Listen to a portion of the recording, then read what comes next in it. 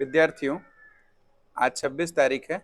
आगे आने वाले 4 दिन कुछ व्यस्तता है हमारी, तो इस व्यस्तता कारण हो सके डेली जो लाइव क्लासेस ना आ पाएँ, परंतु मैं प्रयास कर रहा हूँ कि रिकॉर्ड कर दूँ आज कुछ ऐसे लेक्चर्स जो इन दिनों में आप पढ़ाई कर पाएंगे। इससे आपका नुकसान नहीं होगा और आपसे उम्मीद करते हैं कि आप जैसे सीरियसली सुबह 6 बजे उठ के पढ़ाई कर रहे थे, हमारी एक एक वीडियो आएंगी, रिकॉर्डेड लेक्चर ही रहेगा लेकिन आएंगी और आप उसे सीरियसली पढ़ाई करेंगे, इम्पोर्टेंस देंगे उतना ही जैसा कि मेरी लाइव क्लासेस को आप इम्पोर्टेंस देते हैं। तो शुरू करते हैं आज की क्लास।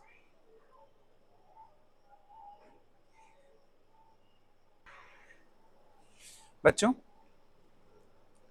हम लोगों ने पढ़ लिया था प्लांट किंगडम के अंतर्गत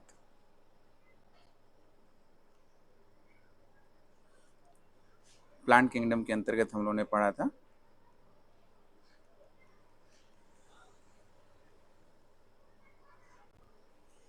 कि कितने प्रकार के हैबिटाट होते हैं, हैबिटाट के आधार पर पौधे कितने प्रकार के होते हैं। ठीक है, तो हैबिटाट के आधार पर पौधे कौन कौन से हमने पढ़ा था, अगर आप याद करें तो सबसे पहले समोद्भिद या मीजोफाइट प्लांट कहते हैं।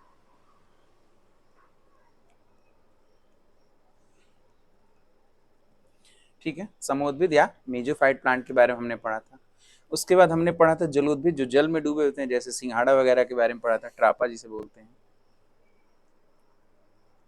इसे कहेंगे हाइड्रोफाइट।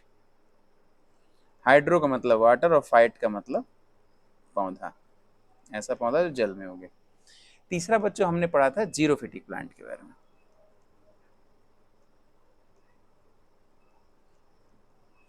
चौथा पढ़ा था बच्चों, एक और पौधा था चौथा जो पाया जाता था हाई साल्ट कंसंट्रेशन में, लवणोद्भिद या हेलोफाइट्स, लवणोद्भिद या हेलोफाइट्स के बारे में।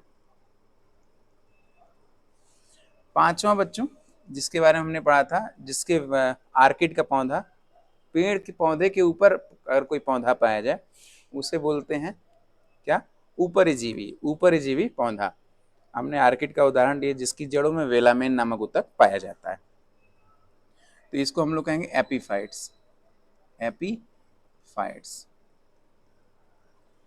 ठीक है, एपीफाइट्स, PHYTES। इन पांचों के बारे में हमने अध्ययन कर लिया है। आज हम बात करने जा रहे हैं बच्चों, पोषण के आधार पर पौधों में कितनी भिन्नताएं पाई जाती हैं। तो हमारे साथ साथ अब लिखना शुरू करेंगे।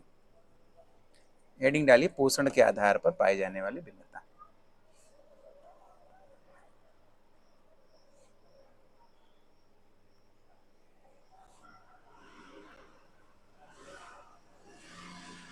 पोषण के आधार पर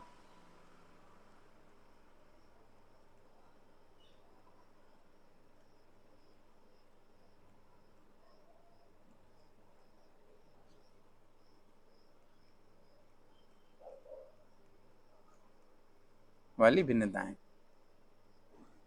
ये भिन्नताएं किसके अंदर पाई जाएंगी, तो ये भिन्नताएं पौधों के अंदर पाई जाएंगी।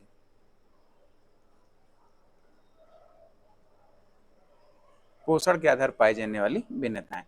अच्छा बच्चों, ध्यान दीजिए कि पोषण के आधार पर कैसे कैसे भिन्नता हो कि पहला, पौधा ऐसा हो सकता है कि भाई वह अपना भोजन स्वयं बना ले, वह अपना भोजन स्वयं बना ले।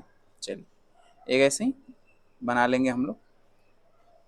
ज़्यादातर केस में हम लोग फ्लो चार्ट में पढ़ते हैं। फ्लो चार्ट में बच्चों इसलिए पढ़ते हैं क्योंकि एक सीरीज में या एक दृश्य में आपको सारी चीज़ें नज़र आ जाती हैं, और जब एक दृश्य में नज़र आ जाती हैं तो आपको याद करने में आसानी होती है। पहला लिखिए, ऑटोट्रॉफिक या स्वपोषी पौधा, ऑटोट्रॉफिक, ऑटोट्रॉपिक, या बोलेंगे इसे स्वपोषी। इंग्लिश बाद में लिखवा दूंगा, पहले मतलब हिंदी बाद में लिखवा दूंगा, इंग्लिश पहले लिख लेते हैं। ठीक है, इसके बाद बच्चों एक आ जाएगा सैप्रोफिटिक प्लांट। ऑटोट्रॉफिक में वो थे जो अपना भोजन स्वयं बना लें, सैप्रोफिटिक में होंगे जो सड़े गले या मृत जंतुओं से अपना भोजन प्राप्त करें। सैप्रोफिटिक। ठीक, दूसरा हो जाएगा, ये तीसरे नंबर पे आ जाएगा सिम्बायोटिक, सहजीवी। सहजीवी में क्या है, दोनों को फायदा हो, दोनों को फायदा हो। अगर होस्ट और गेस्ट दोनों को फायदा हो, मेजबान और मेहमान दोनों को फायदा हो, उसे कहेंगे सिम्बायोटिक। और सिम्बायोटिक का मतलब ये प्लस प्लस रिलेशनशिप, कई बार आप सबको बताया जा चुका है।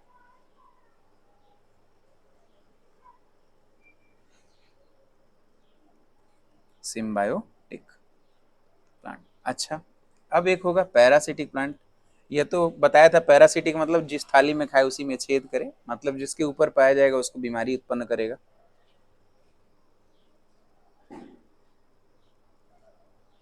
पैरासिटिक,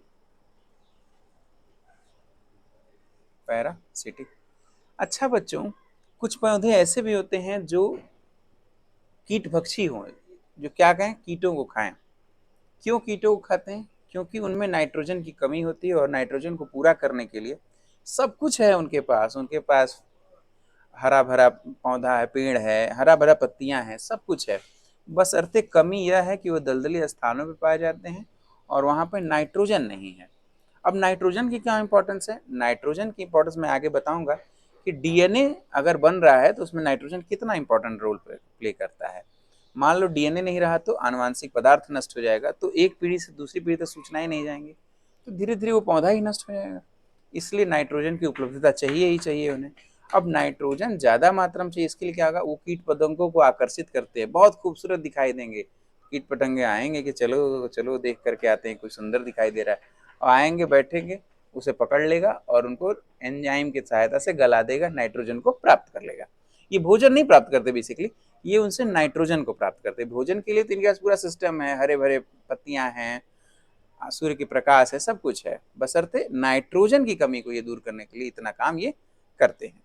तो एक लिख लीजिए, ये आगे हो जाएगा क्या, इंसेक्टिवोरस। इंसेक्ट का मतलब कीट पतंगे, इंसेक्टी, VORUS, VOROUS, इंसेक्टिवोरस प्लांट्स। एक एक करके सभी के बारे में पढ़ते हैं, ठीक है, आगे चलते हैं। हेडिंग डालिए, ऑटोट्रॉपिक प्लांट्स। एक नंबर पे ऑटोट्रॉपिक है, ऑटोट्रॉपिक प्लांट्स, स्वपोषी पौधे,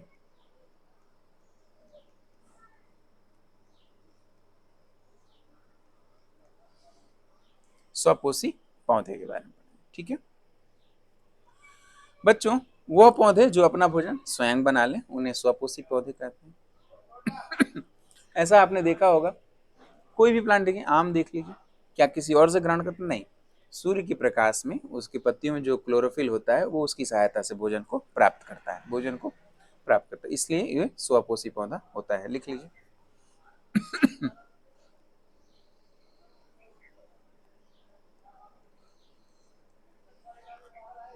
ऐसे पौधे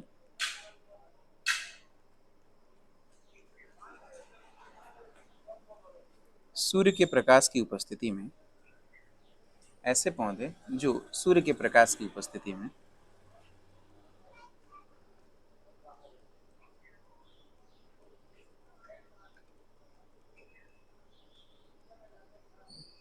अपना भोजन स्वयं बनाएं,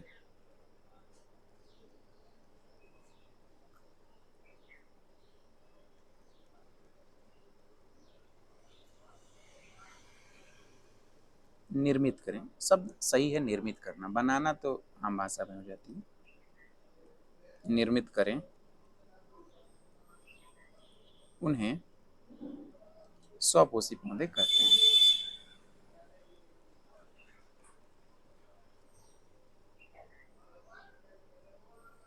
पौधे कहते हैं,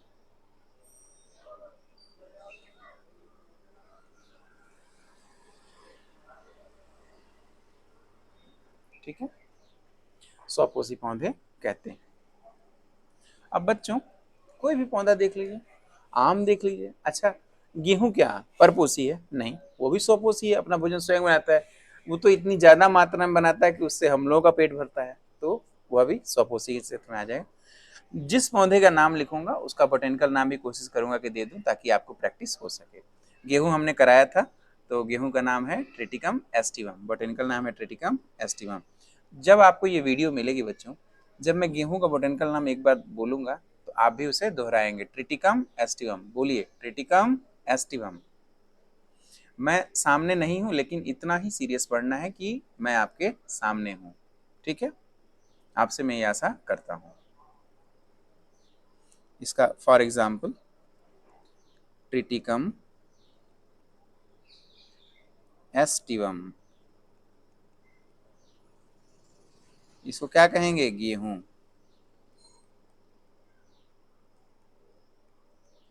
ट्रिटिकम एस्टिवम गेहूं। अच्छा, आम का बोटेनिकल नाम क्या था? Mangifera indica. दोहराइए, मैंगीफेरा इंडिका।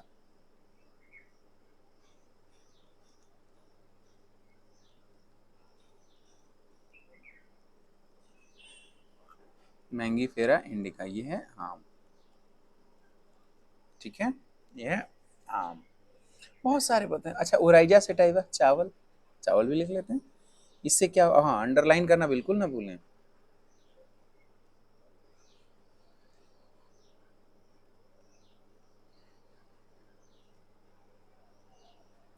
चावल करना बहुत सही शब्द नहीं है, धान का अगर इस्तेमाल करें तो बेहतर होगा, लेकिन ठीक है। चलिए, हमने पढ़ लिया है ऑटोट्रॉपिक पौधों के बारे में। देखिए, ऑटोट्रॉपिक पहला था, इसके बाद अब दूसरा हम पढ़ने जा रहे हैं सैप्रोफिटिक पौधे।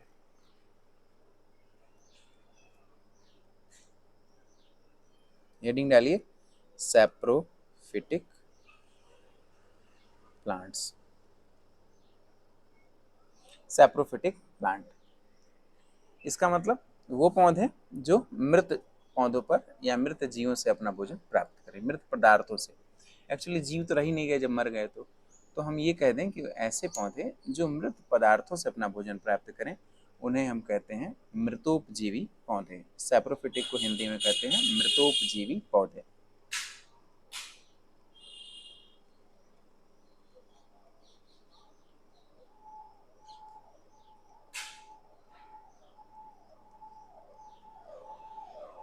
लिखिए, ऐसे पौधे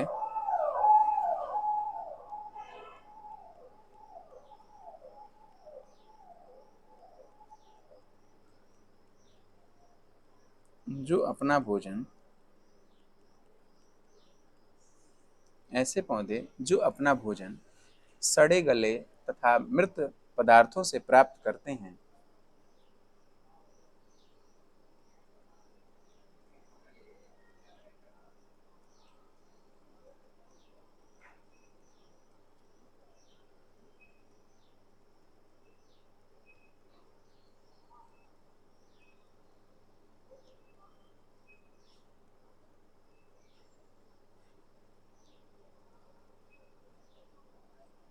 ऐसे पौधे जो अपना भोजन सड़े गले तथा मृत पदार्थों से प्राप्त करते हैं, उन्हें सैप्रोफिटिक प्लांट्स कहते हैं या मृतोपजीवी।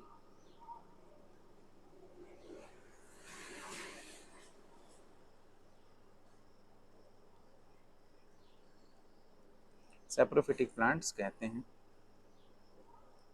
बच्चों, इसका जो एग्जाम्पल मैं लिखवाने जा रहा हूँ, ये इतना इम्पोर्टेंट है कि जो नौकरी मैं कर रहा हूँ, उस नौकरी को मैं तभी पाया हूँ, उस परीक्षा में भी ये पूछा था। मान लीजिए कि उस परीक्षा में ये पूछा था।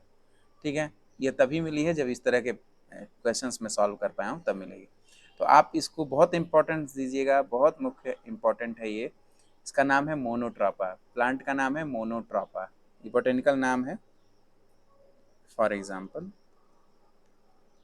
मोनोट्रापा। मोनोट्रापा वेरी इंपॉर्टेंट बच्चों, वेरी वेरी इंपॉर्टेंट। हिंदी में भी ये मोनोट्रापा ही लिखेंगे इसे, अंडरलाइन दोनों को ही कर लीजिए क्योंकि दोनों बोटेनिकल नाम भी हैं। ठीक है, आइए तीसरे पर चर्चा करेंगे अब हम लोग। तीसरा क्या था? तीसरा था हमारा सिम्बायोटिक, सहजीवी पौधे।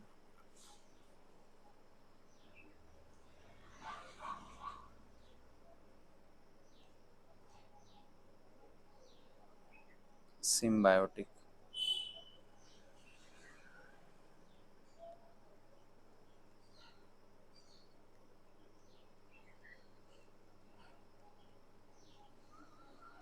सहजीवी पौधे।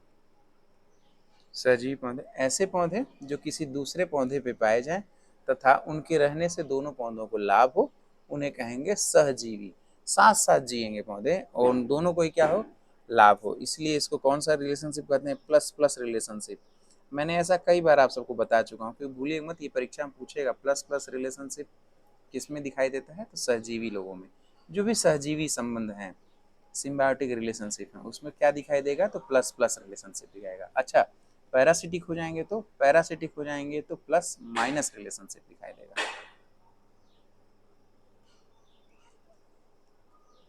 प्लस माइनस रिलेशनशिप दिखाई देगा। ऐसा मैंने बच्चों आपको लाइकेन बताया था। लाइकेन में कवक तथा शैवाल की आपस में शादी हो जाती है, कवक और शैवाल की शादी हो जाती है। तो कवक क्या करता है, बेसिकली कवक फंजाई, वो देगा उनको वासस्थान या रहने की जगह, और शैवाल क्या करेगा, भोजन बना के दे देगा, पर जैसे पति पत्नी। ठीक है, तो दोनों को लाभ हो रहा है, दोनों को म्यूचुअल लाभ हो रहा है, तो ये क्या कहेंगे, सिम्बायोटिक रिलेशनशिप। लिख लेते हैं अब इसको। मुझे लगता है कि आप इसे अच्छी तरह से समझ चुके हैं। हाँ, कहीं भी दिक्कत आएगी तो वीडियो के कमेंट बॉक्स में लिख दीजिएगा, ग्रुप में आप लिख दीजिएगा, मैं वहाँ रिप्लाई कर दूंगा। ठीक है, लेकिन इस पूरे वीडियो को बहुत सीरियसली पढ़ाई करिएगा। आपसे ये उम्मीद करता हूँ कि आप इसको सीरियसली नोट्स बनाएंगे, ताकि जब मैं लौट के आऊँ तो फिर हम उसके आगे चर्चा करें और कोर्स पिछड़े नहीं। ठीक है, बाकी चिंता ना करें, कोर्स तो बिल्कुल ही पूरा होगा, नो डाउट पूरा होगा। ठीक है, लिखिए, ऐसे पौधे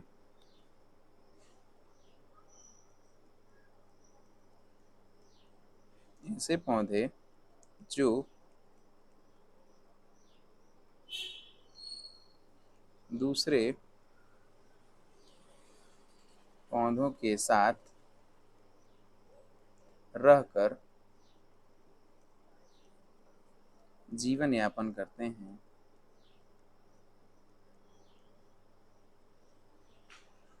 दूसरे पौधों के साथ रहकर जीवन यापन करते हैं तथा दोनों एक दूसरे को लाभान्वित करते हैं, तथा उनके साथ रहने से, उनके एक दूसरे के साथ रहने से, उनके एक दूसरे के साथ रहने से दोनों को लाभ होता है, दोनों को लाभ होता है।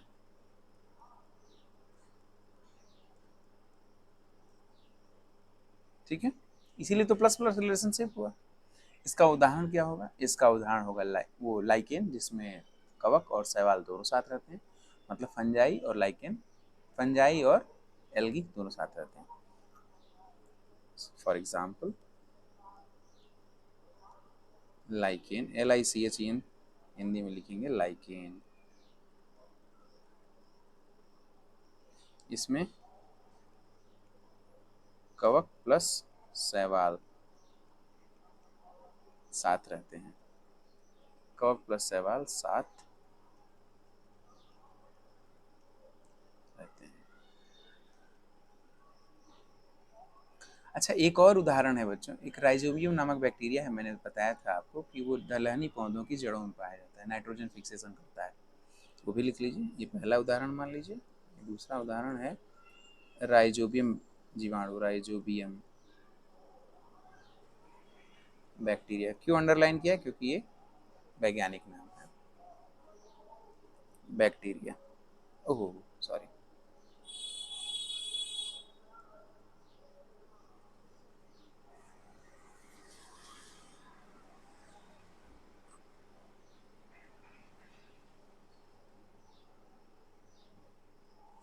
लिख लें इसे, राइजोबियम बैक्टीरिया। कहाँ पाया जाएगा, तो दलहनी पौधों की जड़ों में, दलहनी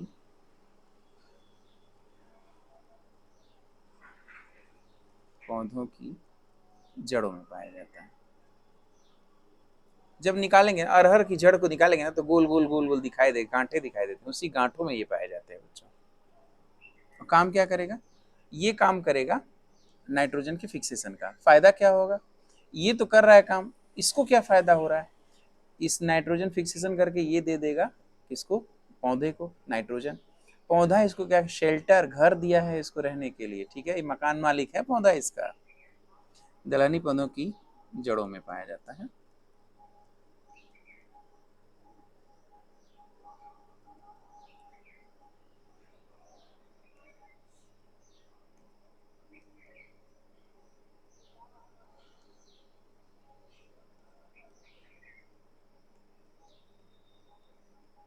पाया जाता है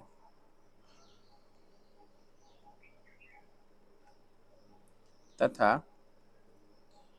ये पौधे को नाइट्रोजन देता है, पौधे के लिए नाइट्रोजन फिक्सेशन करता है। याद रखना बच्चों, नाइट्रोजन फिक्सेशन का काम करता है राइजोबियम बैक्टीरिया, बहुत फेमस उदाहरण है ये। इंपॉर्टेंट लिख दूं क्या? चलिए इंपॉर्टेंट भी लिख दिया। तो ये पौधे के लिए नाइट्रोजन फिक्सेशन का कार्य करता है।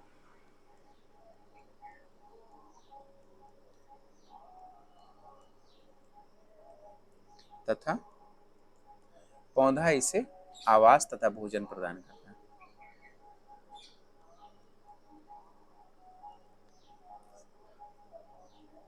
पौधा इसे आवास तथा भोजन प्रदान करता है। आवास तथा भोजन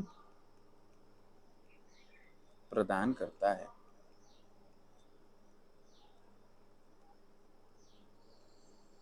ठीक है, आवास तथा भोजन प्रदान करता है। तीसरा भी एक उदाहरण नोट करिए, माइकोराइजा।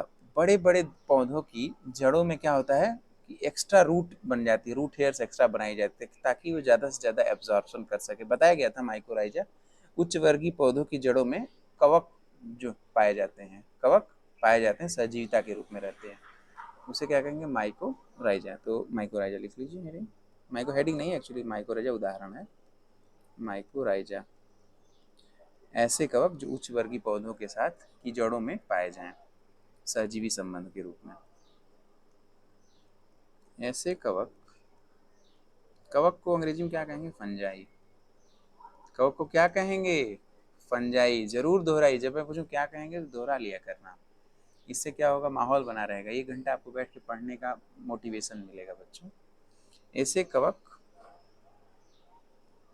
जो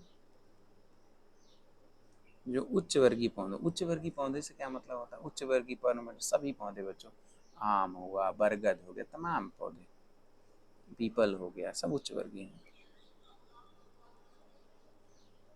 उच्च वर्गीय पौधों की जड़ों में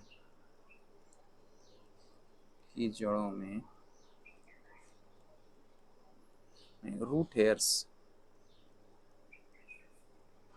हेयर्स के रूप में पाए जाते हैं।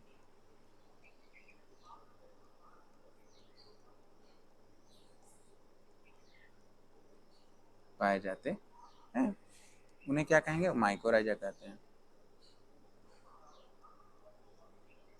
तो ये पौधे को क्या देते हैं? ये पौधे को ज्यादा से ज्यादा जल एब्जॉर्ब करके देते हैं, और पौधा इनको क्या करता है? शेल्टर और भोजन दे देता है।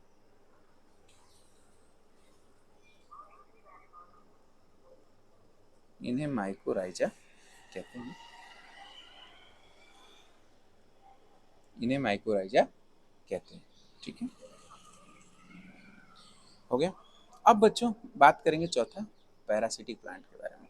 3 हो गया है ना, अब हम लोग बात करेंगे पैरासिटिक प्लांट। ऐसे पौधे जो जिस थाली में खाएं उसी में छेद करें, उसे हम क्या कहेंगे? Parasitic plant. क्या बोलेंगे? Parasitic plant. चौथा है पैरासिटिक प्लांट।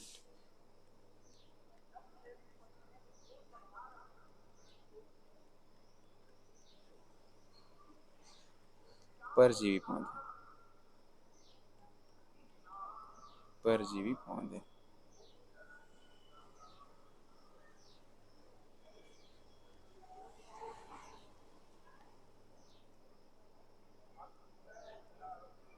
ऐसे पौधे जो जो किसी पौधों पर पाए जाए तथा उनमें रोग उत्पन्न, किसी पौधे पाए जाए तथा उस पर रोग अपना उत्पन्न करे, अन्य पौधों से भोजन प्राप्त करें तथा उन्हीं को रोग उत्पन्न करें। जो जिस पौधे पर पाए जाएं, जिस पौधे से भोजन प्राप्त करें, उन पे ही रोग उत्पन्न करें। जो जिस पौधे से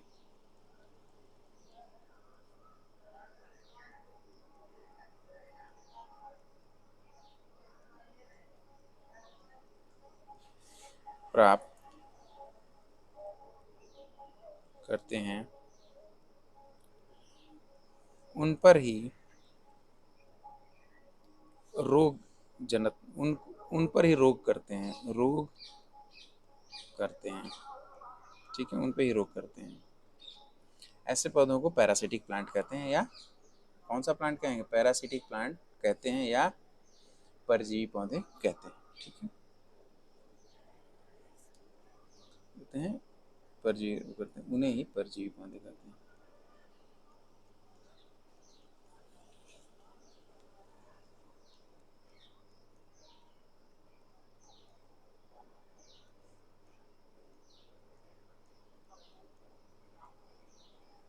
उन्हें परजीवी पौधे कहते हैं। इसका एग्जाम्पल नोट कर लीजिए। फॉर एग्जाम्पल ग्रीन कलर से पूर्ण मूल परजीवी, एक तो जो पूर्ण रूप से किस पे हो, जड़ पे ही रहता हो, पूर्ण मूल परजीवी याद कर लेना, बहुत इंपॉर्टेंट है, परीक्षाओं में पूछता है। पूर्ण मूल परजीवी के नाम बताइए, पूर्ण मूल परजीवी के नाम बताइए। ठीक है, पूर्ण मूल का मतलब रूट और परजीवी का मतलब पैरासाइट। मूल परजीवी, पूर्ण मूल परजीवी। ठीक है, ऐसा बच्चों पाया जाता है रेफ्लेशिया। रेफ्लेशिया विश्व का सबसे बड़ा फूल कौन है, रेफ्लेशिया के पौधे में था, और सड़े मांस की महक आती है इससे। रेफ्लेशिया, इसमें पहला नोट कर लीजिए, रेफ्लेशिया, RAFF। ठीक है, RAFFLE, रेफ्लेशिया। अब आपको बोर्ड दिखाई दे रहा है क्लियर, किसी की स्पेलिंग मिस्टेक नहीं होनी चाहिए। RAFFLESIA, rafflesia. बच्चों इसमें थोड़ा सा मैं स्टार लगा के लिखवा भी दे रहा हूँ कि ये सबसे बड़ा पुष्प होता है और सबसे भारी भी होता है, लगभग 6 पाउंड का होता है। 6 पाउंड का मतलब 3-3.5 किलो का फूल, एक फूल 3-3.5 किलो का। तो सबसे बड़ा पुष्प इसी का होता है, पादप जगत का सबसे बड़ा पुष्प, पादप जगत का सबसे बड़ा पुष्प इसी पौधे का होता है, रेफ्लेशिया। अब वो है क्या वास्तव में, मूल परजीवी, रूट पैरासाइट है। क्या है ये, रूट पैरासाइट है। ठीक है, अच्छा चंदन का पौधा भी बच्चों पैरासाइट होता है, चंदन सेंटेलम एल्बम, लेकिन वो क्या होता है, पार्शियल पैरासाइट होता है, पार्शियल पैरासाइट मतलब आंशिक रूप से पैरासाइट है, कुछ चीजें वो खुद बना लेता है, कुछ चीजों के लिए वो डिपेंडेंट होता है। तो लिखिए आंशिक रूप से पैरासाइट।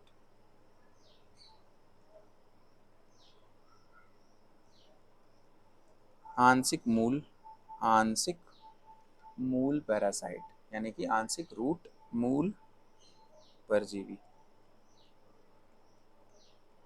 आंशिक मूल परजीवी। ठीक, पार्शियल रूट पैरासाइट, अंग्रेजी में बोलेंगे partial, PARTIAL, partial root parasite. जहाँ ना समझ में आए आप हमसे आराम से ग्रुप में लिख दीजिएगा या कमेंट बॉक्स में लिख दीजिएगा, हम समझा देंगे। स्क्रीनशॉट डाल दीजिएगा ताकि हम समझ जाएं क्या आप पूछना चाहें। ठीक है, इसमें एक उदाहरण नोट करें आप, दूसरा जो इसका उदाहरण, एक्चुअली पहला हो चुका है रेफ्लेशिया के रूप में, अब इसका दूसरा उदाहरण हो जाएगा क्या, सैंटेलम एल्बम, चंदन, चंदन का पेड़ या चंदन का वृक्ष आपने नाम सुना होगा, सैंटेलम, SANTALUM, सैंटेलम। ठीक है, ब्रैकेट में लिखिएगा चंदन। ठीक है, चंदन, ये तो जड़ पे थे। कुछ ऐसे पौधे जो तना पे परजीवी के रूप में, जैसे लोरेंथस। ठीक है, तना परजीवी, मैं से नीले रंग की पेंसिल लिख रहा हूँ, तना परजीवी, स्टेम पैरासाइट, तना परजीवी, स्टेम पैरासाइट।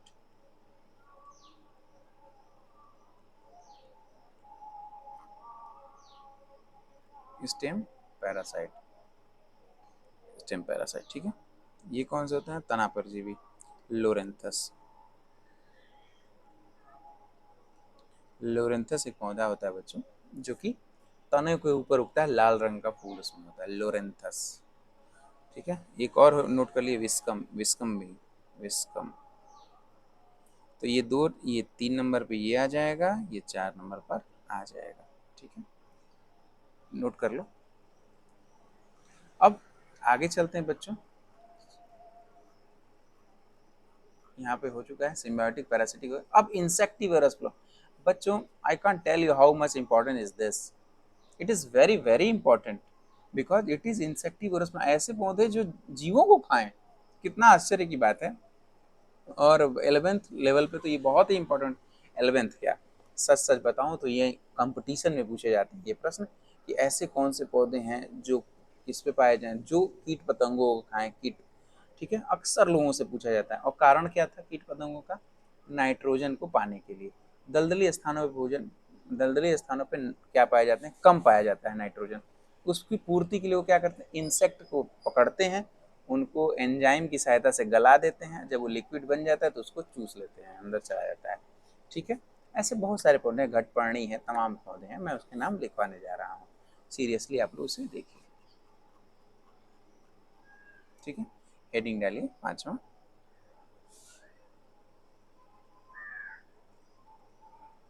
इंसेक्टिवोरस प्लांट,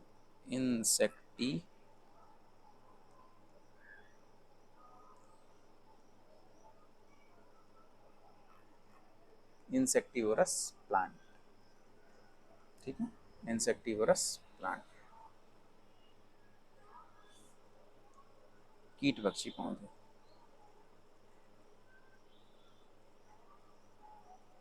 भक्षी है बेटा, पक्षी नहीं।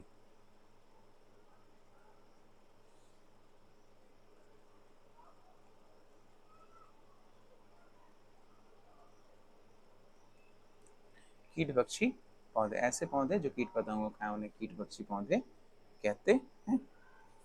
लिखिए, ब्लैक कलर से लिखें। ऐसे पौधे, पौधे जो ऐसी जगहों पर पाए जाते हैं, जगहों पर पाए जाते हैं जहाँ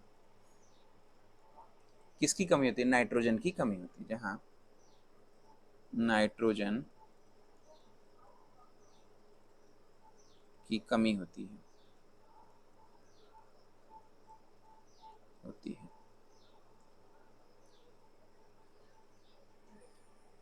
वो पौधे जो अपनी नाइट्रोजन की कमी को दूर करने के लिए, अर्थात वो पौधे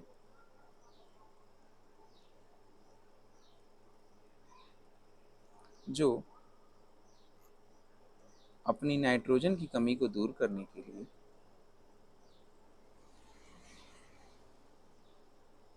अगर नाइट्रोजन लिखा है तो आप N2 भी लिख देंगे, मतलब गैस, जबकि N भी लिख देंगे तो भी चलेगा। मैं यहाँ शॉर्ट में कर लिया हूँ, आप लोग पूरा नाइट्रोजन हिंदी में लिख दीजिएगा। कमी को दूर करने के लिए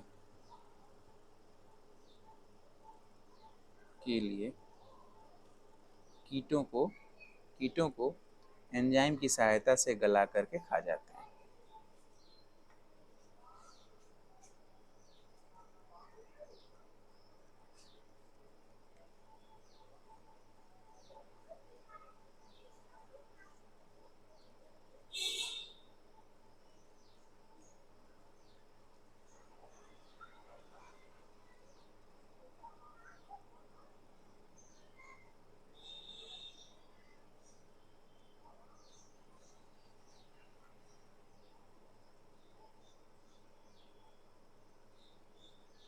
गला के खा जाते हैं, उन्हें कीट भक्षी पौधे कहते हैं।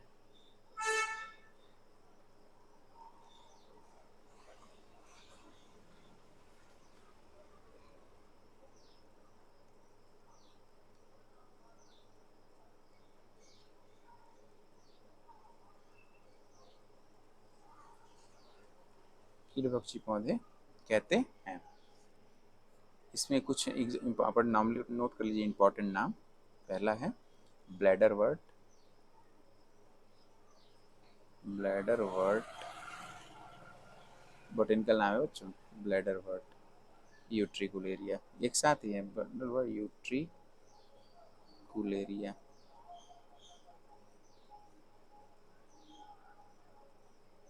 ब्लैडर वर्ट यूट्रिकुलेरिया, इसको डैश करिएगा। ये नाम जो है जुड़ा हुआ है, इसीलिए दोनों कैपिटल में भी होंगे। ये बोटेनिकल नाम नहीं है लेकिन जुड़ा हुआ है। Bladder, BLADD year, bladder, WAT ward, फिर यूट्रिकुलेरिया। यूट्रिकुलेरिया ब्लैडर वार्ट के एक ग्रुप है, उसके अंदर बहुत सारे प्लांट आते हैं, तो मैं ब्लैडर वार्ट ग्रुप के अंतर्गत एक नाम केवल बता रहा हूँ, यूट्रिकुलेरिया का। ठीक है, यूट्रिकुलेरिया का। इसमें क्या होगा, घड़े जैसा होता है बच्चों, छोटे छोटे घड़े पाए जाते हैं, उसी के अंदर छोटे छोटे कीट पतंगे फंस जाते हैं, फाइटोप्लैंक्टन, जूप्लैंक्टन फंस जाता है, उसको गला देता है, अब जूस पी जाता है, नाइट्रोजन ले लिया बहुत सारा। ठीक है, दूसरा इसका उदाहरण नोट कर लिए, ड्रोसेरा।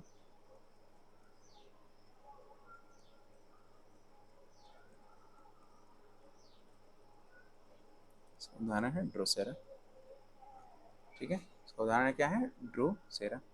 फिर एक पिचर प्लांट होगा जिसे नेपेंथीज बोलते हैं, पिचर प्लांट को बोलते हैं नेपेंथीज।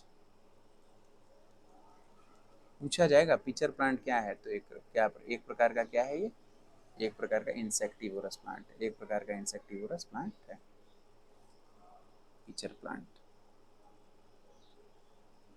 हिंदी में लिखेंगे घट प्राणी, PITCHER, पिचर प्लांट।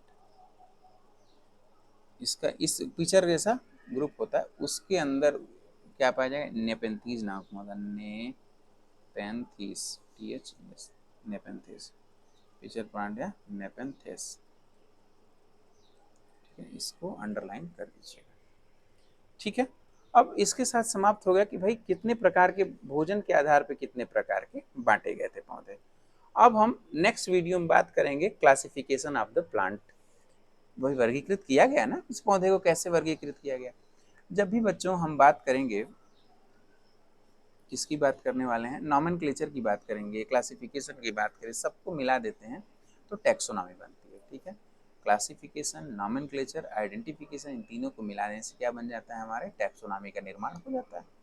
तो हम अभी तक हमने बहुत सारी चीज़ें पढ़ ली हैं एंजियोस्पर्मिक या आवृतबीजी पौधों के विषय में। अब हम पढ़ने जा रहे हैं आवृतबीजी पौधों को पहचाना कैसे जा सकता है। अगर हम उसका क्लासिफिकेशन जान जाएं, उनके गुणों को जान जाएं, तो हम आवृतबीजी पौधों को पहचान जाएंगे। सबसे फेमस उदाहरण है क्लासिफिकेशन या वर्गीकरण का, वो है Bentham Hooker system of classification.